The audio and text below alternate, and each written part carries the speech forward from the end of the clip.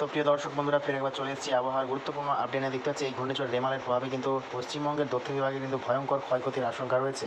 তার মধ্যে রয়েছে 2 মেদিনীপুর, 2 চব্বিশ পরগনায় কিন্তু ভয়ঙ্কর ক্ষয়ক্ষতির আশঙ্কা রয়েছে। দেখতে পাচ্ছি কিন্তু প্রচণ্ড পরিমাণে অ্যাফেক্টেড হবে পশ্চিমবঙ্গবাসীদের জন্য ভয়ঙ্কর দুঃখজনক সংবাদ। এবং বাংলাদেশের ক্ষেত্রে দেখতে পাচ্ছি আমরা সোনামনগর, খুলনা এবং কালাপাড়া সাইডে কিন্তু অন্য ক্ষয়ক্ষতির সম্ভাবনা রয়েছে।